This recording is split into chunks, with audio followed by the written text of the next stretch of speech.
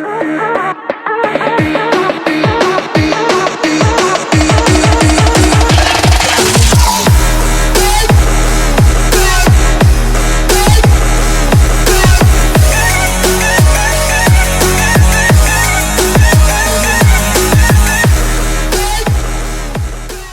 बच्चों आपका जो टेस्ट पेपर हुआ था उसका अब हम लोग सॉल्यूशन करेंगे। टेस्ट पेपर आपका ये जो पहला टेस्ट पेपर था उसमें उम्मीद है कि आपने बढ़िया बढ़िया किया होगा।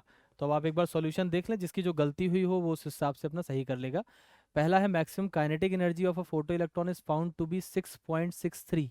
तो आपको एनर्जी का वैल्यू कितना दे रखा है 6.63 इंटू 10⁻⁻19। और कहा गया when the metal is irradiated with a radiation of frequency 2 into 10⁻15 hertz the threshold frequency of the metal is. तो फॉर्मूला कौन सा लगाएंगे, काइनेटिक एनर्जी बराबर H new minus H new not लगाया जाएगा। काइनेटिक एनर्जी आपको कितनी दे रखी है 6.63 इंटू 10⁻⁻19 बराबर हो जाएगा एच, और कितनी फ्रिक्वेंसी से इरेडिएट किया गया है दिया गया है, तो ये है 2 इंटू 10⁻15 और माइनस लिखेंगे यहाँ पर एच न्यू नॉट। अब ये देखो h जो है ये दोनों तरफ है तो नीचे आके कॉमन हो जाएगा, तो 6.63 इंटू 10⁻⁻19 डिवाइडेड बाई h की वैल्यू कितनी होती है 6.63 इंटू 10⁻34। तो ये इतना तो कट जाएगा 34 और 19, इसका मतलब 10⁻⁻15 ये आ जाएगा। और यहाँ पर लिखा है कितना 2 इंटू 10⁻⁻15, ये +15 है और ये भी +15 आ जाएगा, माइनस न्यू नॉट होगा।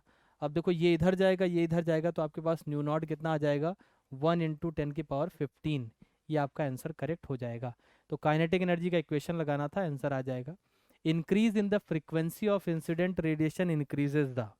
अगर आप ये आपके पास एक मेटल है, इस पे आप एक रेडिएशन फेंक रहे हैं, अगर आप इसकी फ्रीक्वेंसी बढ़ाते हैं तो kinetic energy of the photo electron बढ़ जाता है।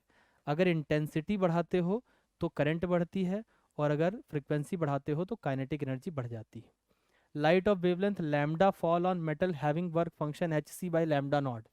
देखो वर्क फंक्शन कितना है h c by lambda not, इतना वर्क फंक्शन है। Work function is h c by lambda. गायब होना शुरू हो गया। तो देखो सवाल दिया है light of wavelength lambda fall on the metal having work function. तो यहाँ पर ये एक मेटल है, मेटल के ऊपर एक इसका वर्क फंक्शन दिया है h c by lambda not. इस पे आप रेडिएशन गिरा रहे हो, कह रहे हैं कि फोटो इलेक्ट्रिक इफेक्ट कब होगा। तो फोटो इलेक्ट्रिक इफेक्ट तब होता है जब फ्रिक्वेंसी इस वाली फ्रिक्वेंसी से ज़्यादा हो, या फिर अगर वेवलेंथ की बात करेंगे तो जो लैम्डा होना चाहिए that should be less than lambda naught. Wavelength आपको पता है एनर्जी का रिवर्स होता है, तो वेवलेंथ कम होनी चाहिए और फ्रीक्वेंसी ज़्यादा होनी चाहिए। तो lambda should be less than और इक्वल टू लैम्डा नॉट, यानी सी ऑप्शन करेक्ट हो जाएगा। क्वेश्चन नंबर, ये कौन सा क्वेश्चन नंबर था 3। चलिए अगले नंबर पे आते हैं। According to Planck's theory the energy of each quantum is directly proportional to frequency of radiation होता है, तो करेक्ट आंसर हो जाएगा ए ऑप्शन, यानी फोर्थ का करेक्ट है ए ऑप्शन। अब आते हैं अगले सवाल पे। An electromagnetic wavelength of 600 nanometre किसको करेस्पॉन्ड करती है 600 नैनोमीटर की वेवलेंथ। तो 600 नैनोमीटर की वेवलेंथ किसे करेस्पॉन्ड करेगी वो निकालने के लिए आपको क्या करना पड़ेगा, you have to find out frequency बराबर क्या होता है nu is equals to C upon lambda. तो सी की वैल्यू है 3 इंटू 10⁸। इसको डिवाइड करेंगे किससे, वेवलेंथ दे रखा है ये 600 इंटू नैनोमीटर का मतलब 10⁻⁻9। -9 ऊपर जाएगा 17, लेकिन ये -7 हो जाएगा तो ये हो जाएगा 0.5 इंटू 10 की पावर, यहाँ 7 रहेगा 8, 15 हो जाएगा। यानी करेक्ट आंसर आपका हो जाएगा ए ऑप्शन। इसका गलती से डी ऑप्शन दिया है, इसका आंसर जो दिया गया था वो गलती से क्या दिया गया था डी ऑप्शन, लेकिन इसका करेक्ट ऑप्शन हो जाएगा ए ऑप्शन। चलिए अगले सवाल पे आते हैं। अगला सवाल है वॉल्यूम ऑफ एटम।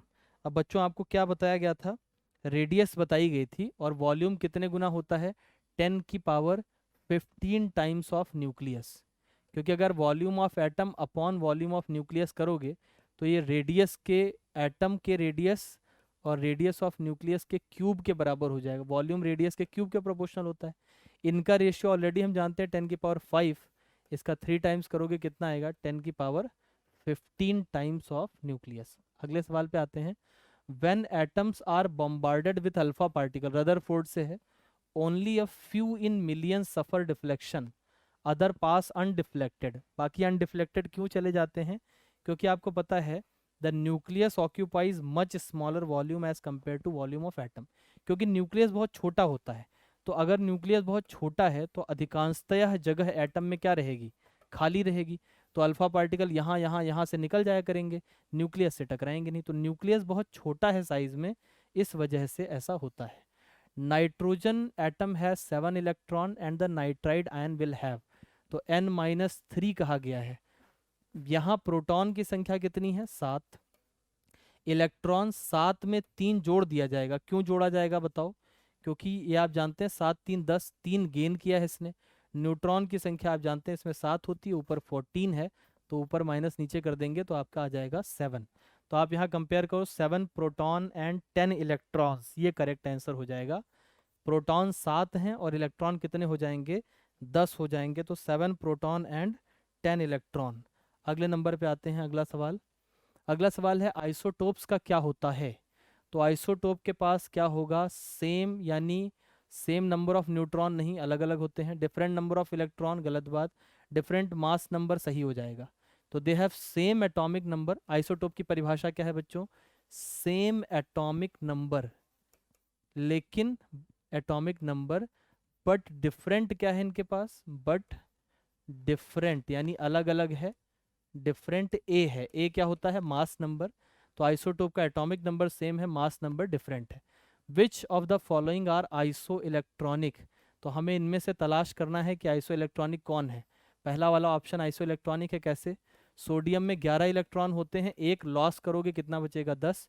नियॉन में होते ही 10 हैं, कोई लॉस गेन नहीं है, तो 10 10 बराबर हो जाएंगे। जिनमें नंबर ऑफ इलेक्ट्रॉन सेम हो उन्हें कहा जाता है आइसो इलेक्ट्रॉनिक। तो these two will be iso electronic. W atomic weight है, N है एटॉमिक नंबर। तो अगर एटम लिखा जाएगा तो एटॉमिक वेट ऊपर लिखते हैं, N नीचे लिखते हैं। नंबर ऑफ न्यूट्रॉन निकालना है तो न्यूट्रॉन की संख्या क्या होती है? मैंने आपको क्लास में पढ़ाया था, ऊपर माइनस नीचे वाला, यानी W-N। तो करेक्ट आंसर हमारा हो जाएगा W-N। तो इसका मतलब B करेक्ट आंसर हो जाएगा न्यूट्रॉन की संख्या के हिसाब से। अगले नंबर पे आते हैं। Number of proton, neutron and electron. कई सारे ऐसे सवाल करवाए हैं आपको। 231 ऊपर लिखेंगे और 89 नीचे लिखेंगे। तो प्रोटॉन तो पक्का बता सकते हैं 89 होगा। इलेक्ट्रॉन न्यूट्रल है तो वो भी 89 होगा। और न्यूट्रॉन, तो सबसे पहले इन्होंने क्या लिखने को कहा है? फोटॉन। ये गलत लिखा है बच्चों, इट शुड बी प्रोटॉन। तो प्रोटॉन 89, इलेक्ट्रॉन 89, ऐसा। और घटा के देख लो जरा, 231 में से 89 घटाओ, कितना आएगा? 89, 11 में से 9 गया 2, तो 142 वाला करेक्ट आंसर हो जाएगा। तो this will be the correct answer. मतलब मैंने एक ही अक्षर घटा के देख लिया, मुझे ज़्यादा घटाने की जरूरत ही नहीं थी। तो आप यहाँ से देखो सी करेक्ट आंसर हो जाएगा फॉर क्वेश्चन नंबर, कौन सा है ये? 12। चलिए अगले सवाल पे चलते हैं। अगला सवाल कह रहे हैं रिलेटिव अबंडेंस ऑफ, दो लोगों का है, एवरेज एटॉमिक वेट बताओ। तो दो एलिमेंट हैं, एक एक्स मान लेते हैं, एक वाई। इसका वेट है 85 और इसका है 87। ये कितने परसेंट है? 85 वाला 75% और ये वाला कितना है? 25%। कह रहे हैं एवरेज बताओ। एवरेज कैसे निकाला जाता है बच्चों? तो आप देखो 75 25 है तो आप लिखोगे एवरेज, जिसका परसेंटेज उसी का वेट, यानी 85 इंटू 75 प्लस आप करोगे 87, ये इसका वेट, इसी का परसेंटेज, इंटू 25 और डिवाइड कर दो 100 से। यहाँ से आप सॉल्व करोगे, आपका आंसर आएगा 85.5, यानी करेक्ट आंसर हो जाएगा बी ऑप्शन। कैलकुलेशन आप कर सकते हैं तो आपका आंसर आ जाएगा B. Question number 14, the atom A B C have the electronic configuration, ये और ये। कह रहे हैं रिलेशन बताओ। तो ए बी और सी को जरा लिख लिया जाए। ए लिख लेते हैं, बी लिख लेते हैं और सी लिख लेते हैं। ए का एटॉमिक नंबर कितना दे रखा है? 90। बी का एटॉमिक नंबर 92 और सी का एटॉमिक नंबर कितना दे रखा है? 90। ये तो इतना लिखा है। उसके बाद इसमें न्यूट्रॉन की संख्या दे रखी है 146, 146 और इसमें 148। तो 90 में जरा 146 जोड़ो तो कितना हो जाएगा? 146 90 में जोड़ेंगे तो कितना आ जाएगा, 236 आ जाएगा, 236। तो यहाँ पे लिखेंगे 236, यहाँ पर 92 जोड़ना है तो 238 हो जाएगा, और यहाँ पे जोड़ना है 90 में 148। क्या मैं इसे जोड़ पाऊंगा? हाँ, ये भी 238 आ जाएगा। अब बताओ रिलेशन ए और सी क्या है? आइसोटोप। ए और सी आइसोटोन लिखा है, तो ये गलत बात लिखी है। ए एंड सी आइसोटोप सही बात लिखी है।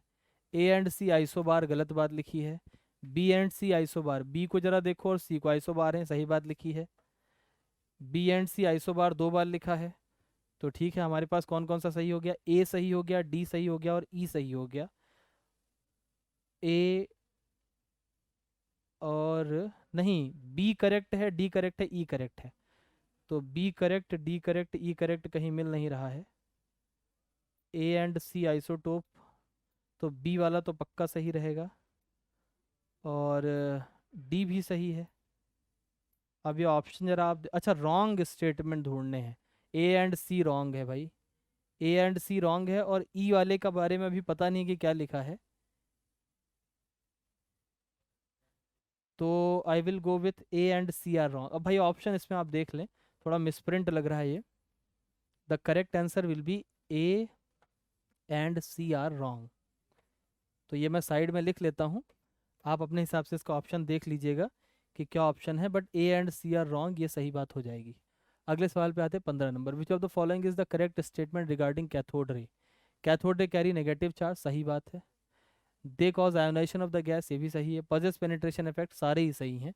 कैथोड रे की प्रॉपर्टी मैंने आपको बहुत सारी पढ़ाई थी कि क्या क्या कैथोड रे की प्रॉपर्टी होती है, तो वो सारी प्रॉपर्टीज अगर आपको याद हों तो आपको पता होना चाहिए कि कैथोड रे इन सब सारे गुणों से संपन्न होती। Charge on the atom containing 17 proton 18 neutron 18 electron, -1।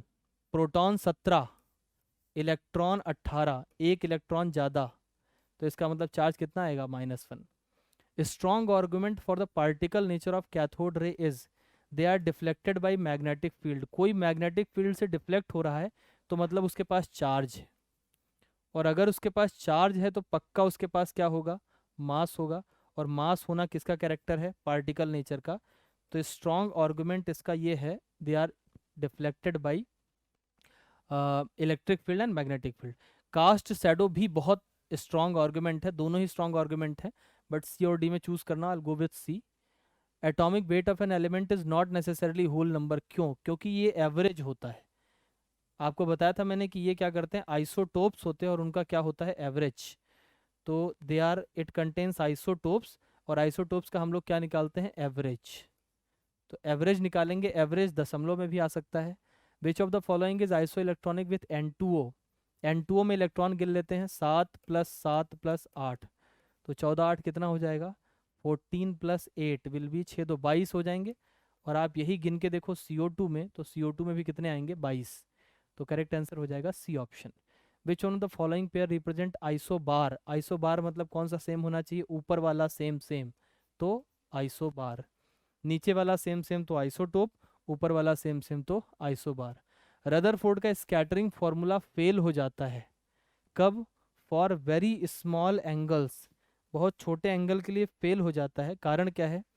क्योंकि full nuclear charge of the target atom is partially screened by its electron. क्योंकि इलेक्ट्रॉन भी बीच बीच में आ जाते हैं, इस वजह से इनके हिसाब से न्यूक्लियस में बीच में हाइड्रोजन वाले में नहीं आना चाहिए था। Photoelectric emission is observed from a surface of frequency nu1 and nu2 of the incident radiation। एक फ्रीक्वेंसी nu1 है और दूसरी फ्रीक्वेंसी क्या है? nu2। If the maximum kinetic energy का रेशियो दोनों केस में 1:k दे रखा है। पहले केस में काइनेटिक एनर्जी क्या हो जाएगी? h nu1 - h nu0। दूसरे में हो जाएगी काइनेटिक एनर्जी बराबर h nu2 - h nu0।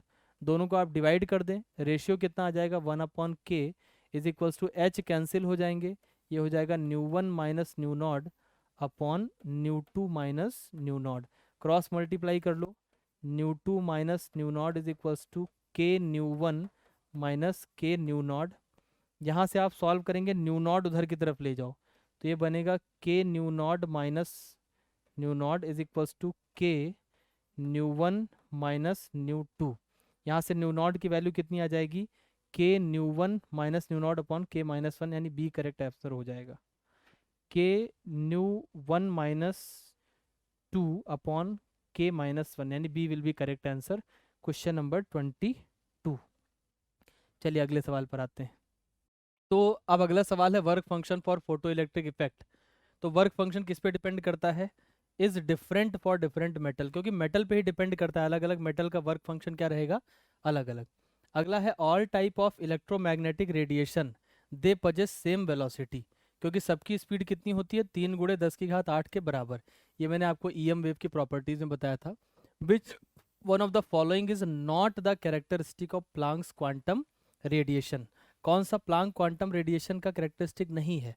पहला लिखा है the energy is not absorbed और emitted in the multiple of quantum. आप जानते हैं एनर्जी हमेशा क्वांटम के मल्टीपल में एब्जॉर्ब होती है, नॉट लिखा है तो इसका मतलब कि ये सही बात नहीं है। रदरफोर्ड का एक्सपेरिमेंट स्कैटरिंग पार्टिकल के लिए उसने शो किया था पहली बार, आपको पता है रदरफोर्ड ने पहली बार न्यूक्लियस ढूंढा था, तो न्यूक्लियस करेक्ट आंसर हो जाएगा। ये मूजली लॉ है, मूजली लॉ बच्चों आपको याद रखना है, डायरेक्टली याद रखना है कि frequency is directly proportional to under root A Z minus B होता है। COA has same electron as or the ions that is isoelectronic with CO। तो कार्बन ऑक्सीजन का जोड़ लो, इसका 6 इसका 8 14 हो जाएगा। तो 14 वाले की तलाश करो, तो 14 इसमें से किस में है, CN माइनस। आपको पता है CN माइनस में कार्बन 6 है, ये 7 है, 7 6 कितना हो जाएगा 13, और एक गेन कर रहा है तो टोटल जोड़ के कितना आएगा 14, तो 14 वाला हो जाएगा। The energy corresponding to the intense yellow radiation of 589, तो आपको लैम्डा दे रखा है बच्चों कितना 589 नैनोमीटर, का मतलब 10⁻⁹ मीटर। एनर्जी क्या हो जाएगी Hc अपॉन लैम्डा, तो एनर्जी बराबर लिखोगे H की वैल्यू 6.6 इंटू 10⁻34 इंटू सी हो जाएगा 3 इंटू 10⁸ डिवाइडेड बाई लैम्डा लिखोगे 589 इंटू 10⁻⁻19। ये एनर्जी बेटा जूल में आएगी, जूल को इलेक्ट्रॉन वोल्ट में करना है तो आपको डिवाइड करना पड़ेगा 1.6 इंटू 10⁻⁻19। यहाँ से अगर आप सॉल्व करेंगे तो आपका आंसर, अच्छा आपका आंसर जो आएगा वो कितना आएगा, यहाँ से देखो अगर आप सॉल्व करते हो तो आंसर आएगा 2.10 इलेक्ट्रॉन वोल्ट। कैलकुलेशन आप कर सकते हैं, तो करेक्ट आंसर ए हो जाएगा। The atomic number of an element represent number of proton present in the nucleus. Atomic number किसे बताता है, प्रोटॉन को बताता है। मास ऑफ इलेक्ट्रॉन कितना होता है 1/1837 टाइम्स ऑफ प्रोटॉन, 1/1837 टाइम्स होगा प्रोटॉन का। न्यूट्रल एटम है, एटॉमिक नंबर ग्रेटर देन 1 है, इसका मतलब कि हाइड्रोजन की बात नहीं कर रहे हैं, तो किससे किससे बना होगा, इलेक्ट्रॉन प्रोटॉन और न्यूट्रॉन से। Choose the false statement about deuterium, ये आइसोटोप है हाइड्रोजन का, सही बात है। इसके अलावा क्या है, इसके पास एक इलेक्ट्रॉन प्रोटॉन न्यूट्रॉन होता है, ये भी सही है। Contains 1 proton. D2O is called heavy water, ये क्या है, फॉल्स स्टेटमेंट है। तो D2O is called heavy water, नहीं D2O को तो हैवी वाटर कहते हैं, ये गलत। देखो अगर आप ड्यूटेरियम बनाते हो तो यहाँ लिखोगे 1, यहाँ लिखोगे 2। अब इसके पास इलेक्ट्रॉन कितने हैं 1, प्रोटॉन कितना है 1, और न्यूट्रॉन निकालोगे तो भी कितना आएगा 1 आएगा। तो 1 प्रोटॉन 1 न्यूट्रॉन ओनली लिखा है बेटा, ये गलत चीज़ है, ये बात गड़बड़ है। 1 इलेक्ट्रॉन भी लिखा होना चाहिए, तो इनकरेक्ट स्टेटमेंट सी हो जाएगा। ये ओनली इसको गलत करता है, अगर ओनली ना लिखा होता तो स्टेटमेंट भी सही हो जाता, लेकिन ओनली की वजह से गलत हो गया। The electronic configuration of a di positive M+2 is 2814, ionic weight 58 है, नंबर ऑफ न्यूट्रॉन, तो इसको ऐसे लिख लेते हैं x, आयनिक वेट 58 मतलब ऊपर 58 लिखेंगे। इलेक्ट्रॉन जोड़ लो 14 और 10 24, तो 24 तो यहाँ है, बट एक्चुअली कितने थे 26, तो यहाँ आप 26 लिख लोगे। नंबर ऑफ न्यूट्रॉन 8 में से 6 गया 2, 5 में से 2 गया 3, 32 करेक्ट आंसर हो जाएगा, P will be the correct answer. Neon का एटॉमिक वेट कह रहे हैं 20.2 है। Is the mixture of neon 20, तो नियॉन 20 लिख लेंगे और नियॉन 22, एवरेज दे रखा है तो हम लिखेंगे 20.2 इज इक्वल्स टू, इसका परसेंटेज x मान लो, इसका मान लो 100 माइनस एक्स, तो ये हो जाएगा 20 इंटू एक्स प्लस, एक 20 दिया है, दूसरा क्या दिया है 22, तो यहाँ 22 लिखेंगे, तो ये हो जाएगा 22 into 100 minus x divided by कितना आ जाएगा बच्चों यहाँ पर, ये आ जाएगा डिवाइडेड बाई 100, यहाँ से आप x को सॉल्व करोगे तो आपके पास आ जाएगा, इसमें तो देखो आंसर भी दे रखा है। तो रिलेटिव एबंडेंस कितने टाइम हो जाएगी, एक की रिलेटिव एबंडेंस हो जाएगी 10 और एक की हो जाएगी 90, तो आप अगर टाइम्स करोगे तो वो 10 टाइम्स आ जाएगा, यानी that will be D correct answer. Highest value of E by M किसके लिए होगी, जो सबसे हल्का होगा, इलेक्ट्रॉन।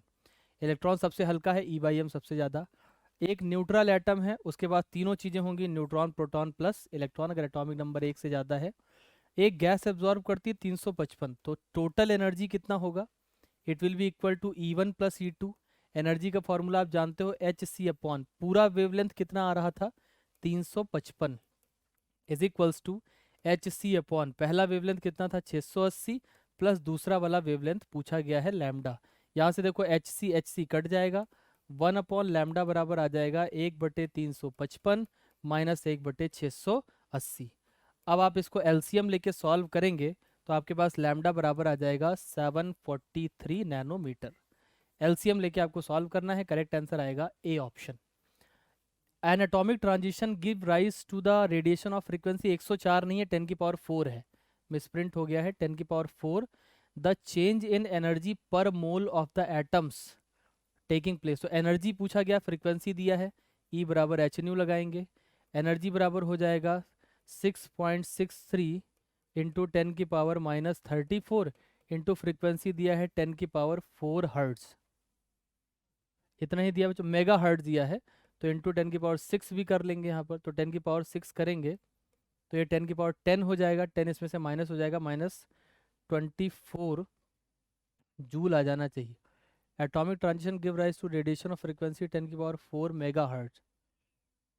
अच्छा एक मिनट, एक और चीज़ ध्यान रखनी, पर मोल पूछा है, ये आपको फॉर्मूला कितने एटम का होता है, एक एटम का, तो अब पर मोल के लिए आप क्या करोगे, E इज इक्वल्स टू इसी एनर्जी को मल्टीप्लाई करोगे किससे, 6 इंटू 10 की पावर 23 इंटू जो पहले आया था यानी 6.6 इंटू 10 की पावर -34 इंटू 10 की पावर 10। यहाँ से आप सॉल्व करेंगे तो आपका आंसर आ जाएगा 3.99, यानी करेक्ट आंसर डी हो जाएगा। In photoelectric effect the photocurrent increases with frequency, गलत बात है, फ्रीक्वेंसी पे नहीं डिपेंड करती है। Decreases with increase of frequency, गलत बात, डिपेंड ही नहीं करती है। Does not depend on the frequency but depend only on the intensity. बेटा याद रखना, करंट इंटेंसिटी पर डिपेंड करती है और जो फ्रीक्वेंसी है उससे काइनेटिक एनर्जी डिसाइड होती है। Planck's quantum theory suggest x nature of electromagnetic radiation, तो प्लांक क्वांटम थ्योरी कौन सा नेचर सजेस्ट करती है, तो ये सजेस्ट करती है पार्टिकल। आपको पता है क्वांटम थ्योरी नहीं बताया था, ई बराबर एच न्यू, और जिस पार्टिकल का इन्होंने नाम लिया था उस पार्टिकल का नाम क्या था, photon. Set the molecule which are iso electronic with each other, N2 plus CO, CO2 and laughing gas, CO and MgS। तो आपको मैंने पहले बता रखा है क्या कि कौन कौन से हैं, चारों का निकालेंगे आइसो इलेक्ट्रॉनिक, तो N2 और CO। N2 कौन है, नाइट्रोजन का 14 होता है, CO का भी कैलकुलेट करोगे, कार्बन 6 है, ऑक्सीजन का 8 होता है, कितना आएगा 14। CO2 प्लस लॉफिंग गैस लेंगे, तो लॉफिंग गैस क्या है N2O, इन दोनों का आप जोड़ोगे कितने इलेक्ट्रॉन आएंगे, 22 electron. Calcium oxide, calcium is 20 plus 8, magnesium is 12 plus 16, तो दोनों फिर जोड़ के कितने आ जाएंगे 28 इलेक्ट्रॉन। और बेंजीन और बोराजोल ये दोनों ही क्या होते हैं, आइसो इलेक्ट्रॉनिक, तो आपका करेक्ट आंसर हो जाएगा सारे ही आइसो इलेक्ट्रॉनिक है। The nucleus of an element containing atomic number इतना, एटॉमिक वेट इतना, विल कंटेन, तो आप इसको 55 लिख लो ऊपर की तरफ और 25 लिख लो नीचे की तरफ, तो आप न्यूट्रॉन निकाल सकते हो, इलेक्ट्रॉन, तो प्रोटॉन तो 25 हो गए, न्यूट्रॉन 30 हो जाएंगे, तो करेक्ट आंसर कितना हो जाएगा, A option. 44 the atomic number of the element X Y and Z are इतना इतना एंड इतना, number of electron present in the M cell KLM, तो KLM सेल में पूछा गया है 19, 21, 25, इनका कन्फिग्रेशन लिखें तो क्या आएगा 2 8 और फिर 8 1, इसका कन्फिग्रेशन लिखोगे कितना आएगा, ये 8 2 10 8 18 1 19 8, 2 8 8 और यहाँ पे कितना आ जाएगा 3 आ जाएगा, 18 और 3 21, ठीक है, और ये कितना आ जाएगा 2 8 8 और ये कितना आएगा 8 2 10 18, 18 में कितना जोड़े 7 7 आ जाएगा। तो आप देखो किसका किसका ज़्यादा है कैसे है, तो करेक्ट हो जाएगा जेड में सबसे ज़्यादा, फिर वाई, फिर एक्स हो जाएगा। ये है कौन सी cell, M cell, KLM cell होती ना। तो this will be the M cell.